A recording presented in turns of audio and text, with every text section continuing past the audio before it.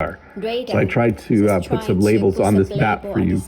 Radar is what you use when you want to see if rain or snow is coming to your area, or if it's already in your area, you want to see if it's moving away from you. So on this map, you can see there's me at the bottom, Bob in Canada, and there's Brent. I don't know if you guys know Brent. Many of you do.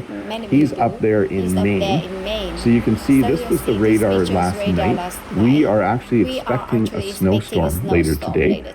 It's closer than you think, but if you see the green, I can't point that far. If you see the green way over there, that is some snow slowly moving to our area. So radar, you can go on the internet and you can pull up the radar and you can see what the weather is doing and kind of get a sense of where the rain is moving to. So if you look at the radar from my area right now, the green is a lot closer than it is on this map from last night. And generally, just so you know, Brent gets the same weather as me a bit later sometimes. Most of the time in North America, the weather patterns are moving from west to east.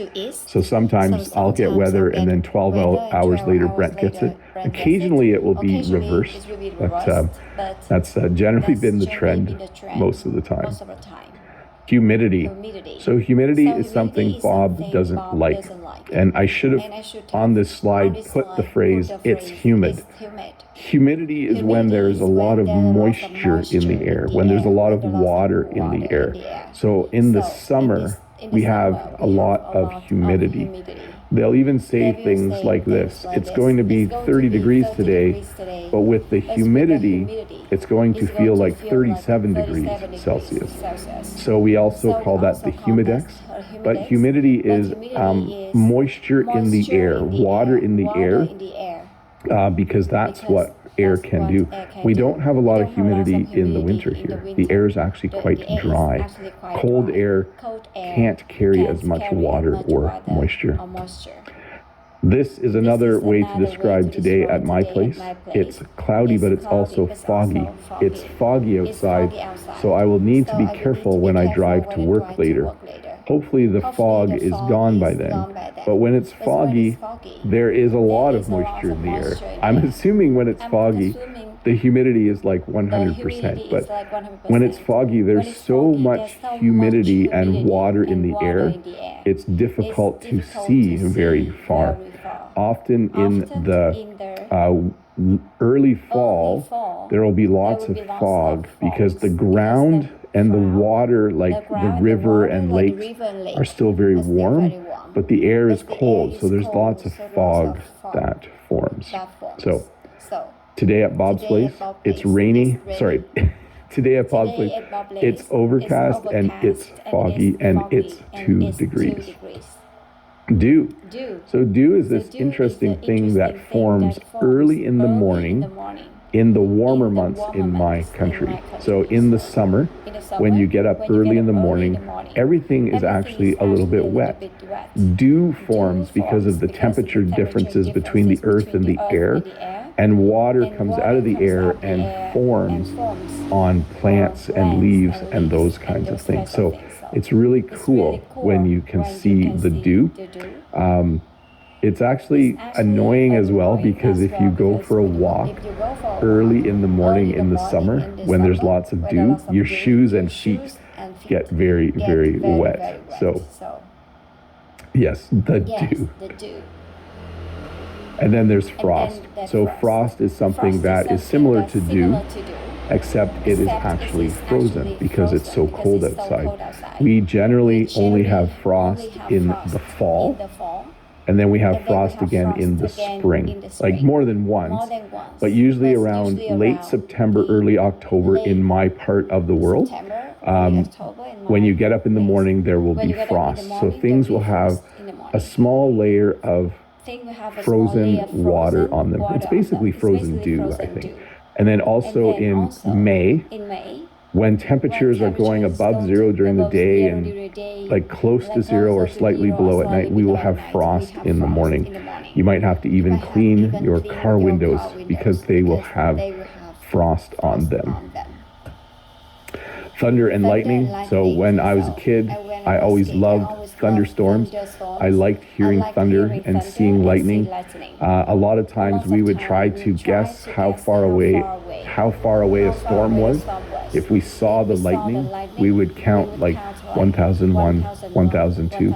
And then when we heard the thunder, we would say, oh, the storm is 2 kilometers away. I don't know if there's any truth to that, but as a kid, we often would watch we would watch lightning and hear thunder.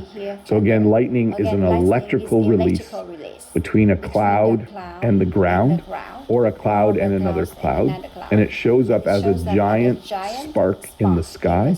There's a lot of energy in a lightning strike. So here you see lightning. This actually looks like an AI picture, I think. I'm not sure. Maybe it's real. But you see lightning, and then a little while later you will hear thunder, because the lightning strike, I think it does something to the air that causes it to, I know this lightning split the air. This is not a science lesson, but after lightning you will hear thunder, and it's cool. It's quite amazing. Okay, different types of rain. You could say it's spitting. This is when it's just raining a little bit. Okay, so you go outside, you don't need an umbrella when it's spitting. It simply means if you looked at a puddle like this, you would see a few raindrops hitting it. If it's spitting outside, I will go outside with my camera and make an English lesson. I'm not worried at all. When it's spitting, I don't need an umbrella. I don't even really need a jacket. I could easily walk to my car and it wouldn't be a problem. I wouldn't get wet. When it's drizzling, it's raining a little bit more. So spitting, tiny bit of rain, drizzling, a little more rain. Usually the raindrops are quite small when it's drizzling, but it's definitely a little more rain than spitting. You might need an umbrella if it's drizzling outside. And then we have light showers. When you have light showers, it's definitely raining.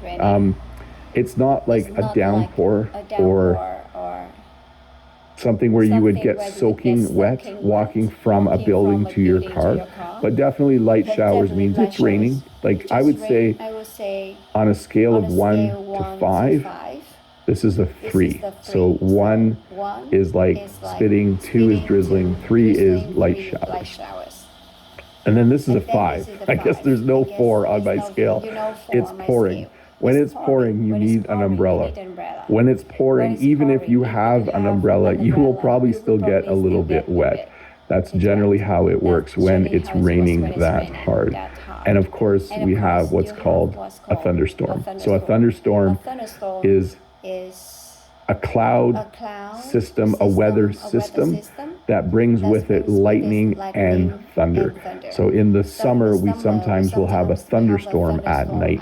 It actually sounds like someone stomping on the roof of my house sometimes when we have a thunderstorm. But these are fun to watch. Sometimes we'll stand in the barn and we will watch a thunderstorm roll in, and we'll watch the lightning, and then eventually it will start. Eventually it will be pouring and lots of rain will be coming down. But yes, thunderstorms. I think I like thunderstorms. So snowstorm, thunderstorm, those are good. I like them. A blizzard. A blizzard is when you get snow, and then more snow, and then more snow, and more snow, and it keeps piling up, and it doesn't stop.